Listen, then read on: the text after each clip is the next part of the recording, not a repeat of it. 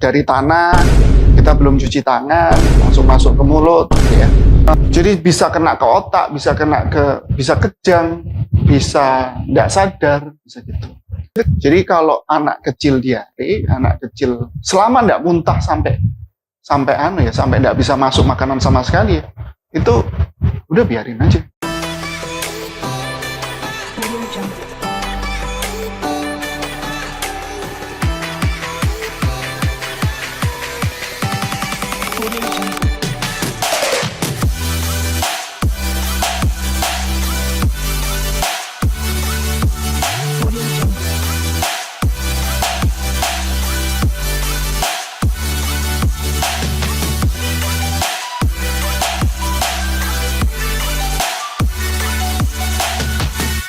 Assalamualaikum warahmatullahi wabarakatuh. Halo Sobat Sehat, kembali lagi di podcast RSUD MA. Saya Dafa Rifki Maulana, pada hari ini selaku pembawa acara di podcast kali ini. Podcast kali ini kita akan membahas tentang GEA, gastroenteritis, atau yang biasa disebut dengan flu perut.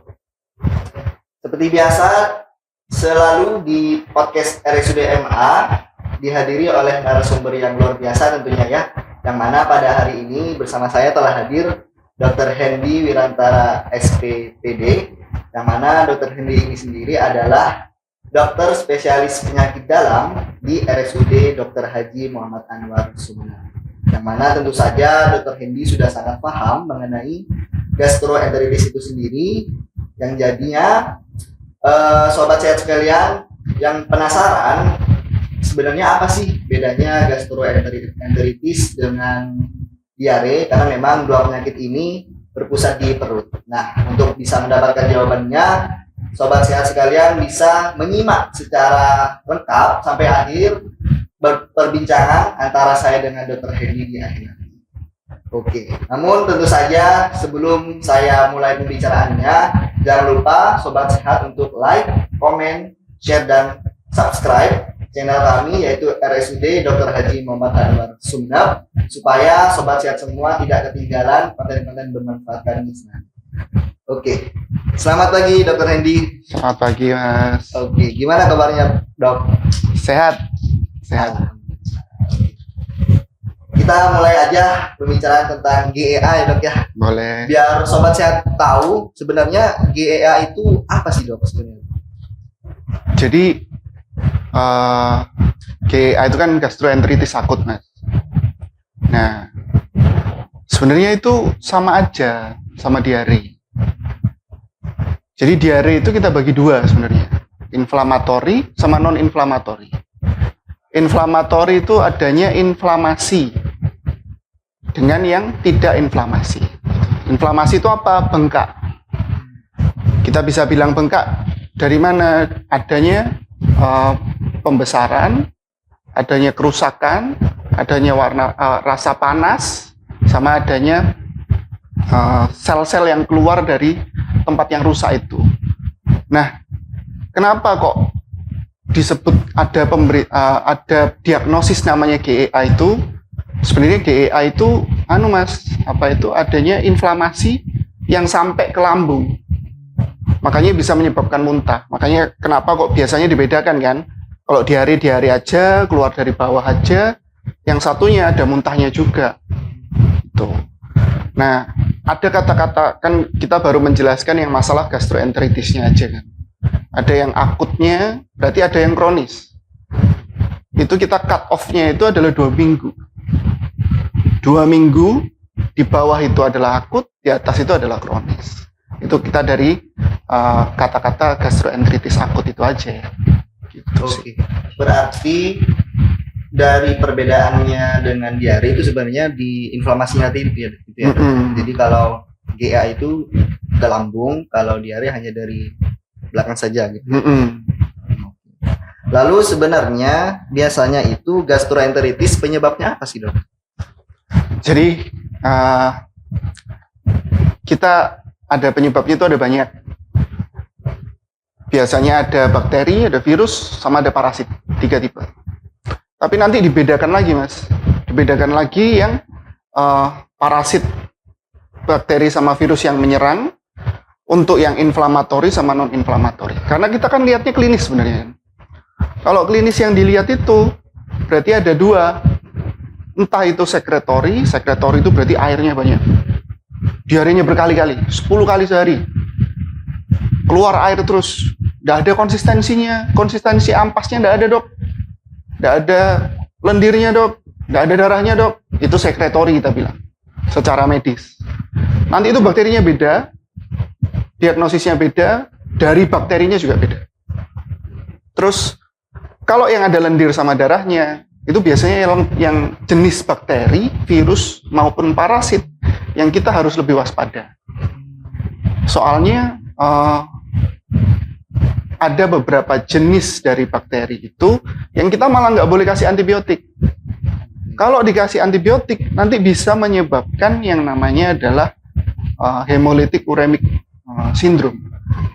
Jadi itu sudah sel darahnya pecah, uremianya tinggi. Uremik itu ginjal itu kalau nggak bisa mencerna makanan atau nutrisi yang masuk ke ginjal, yang masuk ke tubuh, itu nanti hasilnya itu jadi uremik. Jadi bisa kena ke otak, bisa kejang, bisa nggak sadar, bisa gitu.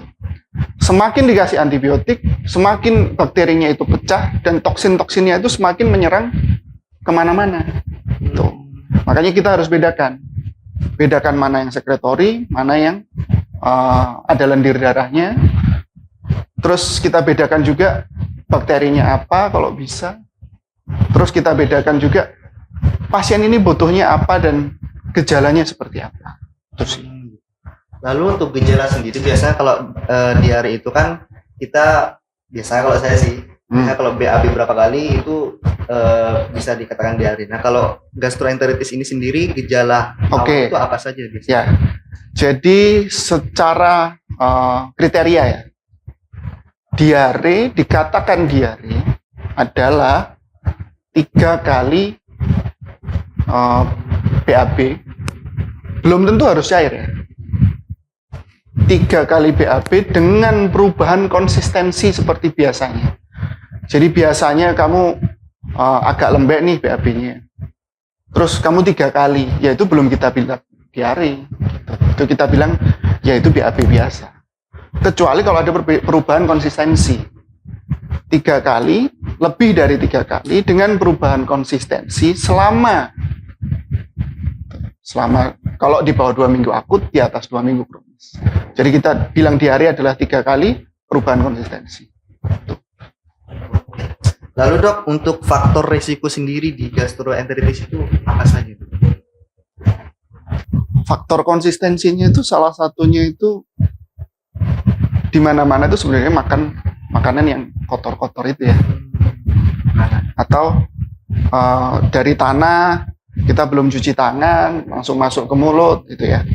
Jadi oral mouth and fecal contamination kalau kita bilang, kalau bahasa medisnya. Nah, tapi ternyata faktor di usia kecil itu juga penting. Kalau kita kecil dulu, istilahnya kalau orang timur, orang Indonesia waktu kecil kita kan pasti kotor-kotor ya nih. Semakin kotor semakin baik katanya. Bahkan ada kotor itu baik ya? ada iklan itu kan berani kotor baik. Iya. Nah itu hal yang betul gitu. Semakin bersih kamu waktu kecil, semakin kamu rentan kena diare dan bakteri-bakteri sama virus-virus yang harusnya kita sudah kebal waktu dewasa ini, semakin kita bisa kena. Contohnya siapa? Contohnya pasien-pasien kalau misalnya dari luar negeri. Luar negeri kan bersih ya, semuanya higienis ya, lebihan ya. Banget ya. Kalau anak kecil main kotor-kotor kan dimarahin ya. Adatnya kan seperti itu. Nah itu malah menyebabkan mereka rentan terhadap bakteri, virus maupun parasit yang menyerang kita khususnya di saluran pencernaan. Karena di saluran pencernaan itu ada yang namanya flora normal. Flora normal itu apa? Flora normal itu adalah bakteri yang yang hidup di usus kita yang bisa menyaring bakteri-bakteri lain maupun makanan-makanan yang masuk ke dalam tubuh kita. Itu jadi mereka membantu, mereka menghasilkan enzim, menghasilkan zat-zat yang ternyata itu sangat baik untuk tubuh kita. Jadi kalau anak kecil diare, anak kecil selama tidak muntah sampai tidak bisa masuk makanan sama sekali ya, itu udah biarin aja. Berarti bahasa di kalangan kita tuh gastroenteritis muntaber ya dok ya. Muntah yang disertai dengan berak dengan muntah juga ya. Yang perlu diwaspadain itu kalau sudah lebih dari 3 hari. Jadi cut off-nya ada nih. 1 hari pertama, hari kedua. Kalau membaik oke, berarti tidak usah obat. Kalau hari ketiga tidak membaik, bawa ke dokter atau pengobatan. Lalu umumnya biasanya terjadi di usia berapa saja sih dok gastroenteritis ini ya? Semua bisa. Semua bisa. Semua. Jadi tergantung sama kekebalannya. Tapi ada apanya? Kalau saya bilang tuh ada virus-virus tertentu ataupun bakteri-bakteri tertentu itu yang mengenai usia tertentu. Contoh, kalau usia kecil, usia 5 tahun, 10 tahun gitu ya, itu kebanyakan virus, Mas. Rotavirus. Tapi bisa juga disentri. Jadi makanya ada cut off 3 hari. Kalau sudah lebih dari 3 hari, kita harus waspada kemungkinan disentri. Karena bentuknya hampir sama. Sama-sama sekretori, sama-sama diarenya itu banyak cair gitu. Rotavirus pun sama. Nah, kalau sudah semakin dewasa, semakin ke kontaminasi mulut, tangan. Sampai usia tua, bahkan tanpa kontaminasi pun, karena kekebalannya menurun, semuanya itu bisa kena. Jadi kalau usia tua, kita lebih waspada lagi. Begitu 3 hari bawa. Kalau sehari pun nggak bisa masuk apa-apa, langsung bawa. Oke.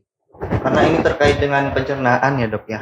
Lalu apa sih pantangan makanan untuk kita biar bisa menghindari gastroenteritis ini sendiri? Oke. Jadi kalau dulu itu kan nggak boleh makan kotor ya katanya. Memang betul. Jadi ada beberapa parasit itu yang tidak bisa tubuh itu kebal.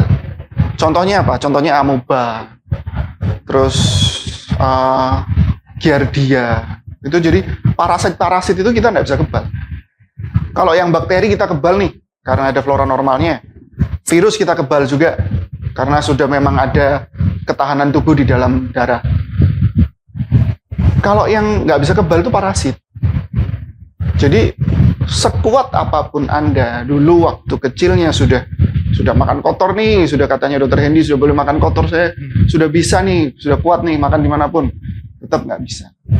Jadi tetap harus waspada terhadap ya kalau ada tikus-tikus berkeliaran gitu ya, janganlah ya. Ya biasanya sudah. Janganlah ya. Oke.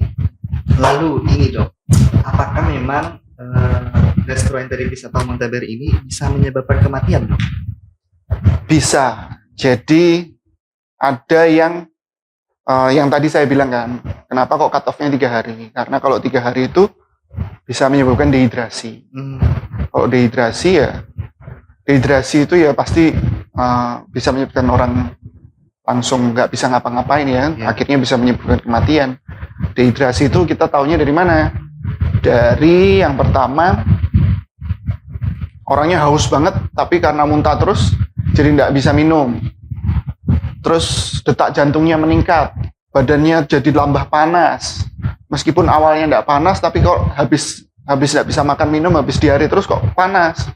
Itu kemungkinan dehidrasi. Terus kulitnya ini jadi berkerut, jadi keriput. Kalau ditarik gini, nggak kayak gini bentuknya. Nggak kencang ya dok? Nggak kenceng. Iya. Jadi kembalinya lama. Iya. Jadi kayak kulit tua lah istilahnya ya. Iya. Nah, kalau kulit tua gimana? Kalau orangnya tua sungguhan gimana? Nanti kita tarik kulitnya di sini. Gitu. Nah, Terus apa yang perlu dilakukan? Tinggal diinfus saja selesai sebenarnya. Itu satu, dehidrasi. Kemudian kedua, yang tadi saya bilang, inflamatori sama non-inflamatori. Yang ada ngerusak sel-sel di usus sama yang nggak ngerusak sel-sel usus. Yang cairannya banyak, yang nggak ngerusak nih. Yang nggak ngerusak itu cairannya banyak biasanya. Jadi yang diarenya sor-soran dulu kalau saya bilangnya. Nah itu cairannya banyak itu nggak ngerusak usus. Jadi kemungkinan kita lihat pasti dehidrasi. Kemudian kalau yang rusak usus nih, yang ada darah sama lendirnya nih, itu kita waspada di ususnya. Ususnya bengkak enggak? Bisa lubang loh ususnya itu. Karena rusak, dia nggak bisa gini lagi. Kalau saya bilang ini peristaltik, kalau ini apa bilangnya apa ya? Gerak lagi lah ususnya ya. Oh iya. Nggak bisa gerak lagi ususnya. Ususnya itu bisa bengkak, bisa pecah. Kalau pecah, kumannya itu bisa masuk ke rongga perut. Rongga perutnya bisa infeksi. Kalau infeksi di rongga perut harus operasi. Itu otomatis bisa menyebabkan kematian ya. Nah, terus ada lagi yang saya bilang tadi kan sempat bilang hemolytic uremic syndrome. Itu waspadanya apa? Ini kalau buat dokter nih, sekalian saya ngajarin. Hemolytic uremic syndrome itu harus HB-nya turun. Jadi waspadanya dari mana? HB-nya turun nih. Karena darahnya keluar terus. HB-nya turun. Yang kedua, trombositnya turun. Trombosit itu platelet. Jadi kalau misalnya ada pecah-pecah di pembuluh darah, biasanya itu ditutup sama platelet. Nah, plateletnya juga turun karena dia ngerusak plateletnya juga. Yang ketiga, adanya kerusakan ginjal. 3 ini ada waspada hemolytic uremic syndrome, tidak boleh diberi antibiotik ataupun loperamid. Loperamid itu adalah yang biasanya dipakai buat menghentikan diare. Jadi menghentikan diare itu juga bahaya. Karena toksin-toksinnya itu tidak bisa dikeluarin. Gitu. Harus kalau sudah pasti nih, ini pasiennya ini cuman virus biasa, ya udahlah hentikan. Bakterinya sudah bisa kita hentikan dengan antibiotik. Memang perlu antibiotik, kita bisa hentikan dengan antibiotik. Kita dapat buktinya, pasiennya membaik, oke lah kita hentikan. Jangan hari pertama langsung dihentikan, bubar. Iya, gak terasa gitu. Kita sudah di penghujung acara. Namun sebelum saya tutup dan mengakhiri podcast kita hari ini, mungkin dari Dr. Hendy ada beberapa bisa memberikan kita tips bagaimana mencegah agar kita tidak dan mengobati gastroenteritis itu. Silakan, Dok. Ya, jadi kalau saya sih selama ndak ada muntah, nggak usah ke rumah sakit. Buat apa? Yang penting bisa minumnya banyak. Nah, minum itu minum apa? Minum Oralit itu kan, Oralit kan isinya kan gula sama garam ya. Kalau males bikin Oralit sendiri gimana, Dok? Minum itu loh yang di yang di mana? Itu kan banyak ya. Minum apa itu namanya? Gitu ya. Nah, kalau sudah 3 hari nggak bisa gimana, Dok? Nah, itu baru kita pikirkan pemeriksaan darah, baru kita pikirkan pemberian antibiotik. Kenapa kok saya bilang ini pemberian antibiotik yang rasional? Kenapa? Karena kalau kita lebih sering, hari pertama nih diare, langsung antibiotik. Besok gitu lagi, seminggu lagi gitu lagi. Seminggu lagi gitu lagi, atau sebulan lagi lah. Nah, nanti itu flora normal di dalam tubuh itu semakin hilang gitu. Kalau flora normal di dalam tubuh semakin hilang, barrier kita melawan bakteri ini semakin kurang. Gitu. Nah, sudah kita semakin lemah. Kalau kebanyakan antibiotik juga menyebabkan ada yang namanya bakteri itu yang namanya itu Clostridium difficile. Itu malah tidak bisa dengan antibiotik biasa. Jadi diarenya malah parah. Diare malah parah, nggak bisa antibiotik biasa karena kebanyakan antibiotik yang lain. Akhirnya antibiotiknya harus antibiotik namanya itu vancomycin. Vancomycin itu harus ngamar dan harus dibuktikan dengan pemeriksaan tinja. Jadi malah panjang gitu loh. Makanya itu pentingnya sih pemakaian antibiotik rasional dan jangan terlalu takut lah sama diare. Kecuali kalau muntah dan tidak bisa masuk apa-apa itu beda cerita gitu sih. Oke, luar biasa sekali insight yang kita dapatkan pada hari ini. Terima kasih banyak Dr. Hendy atas kesempatannya dan juga sharing ilmunya kepada kita semua, dan semoga ini bisa menjadi edukasi bagi kita semua agar bisa menekan terjadinya gastroenteritis yang lebih parah lagi di lingkungan masyarakat. Oke, mungkin saya dan Rifki Maulana bersama tim Puspa Channel lainnya undur diri. Terima kasih banyak. Wassalamualaikum warahmatullahi wabarakatuh.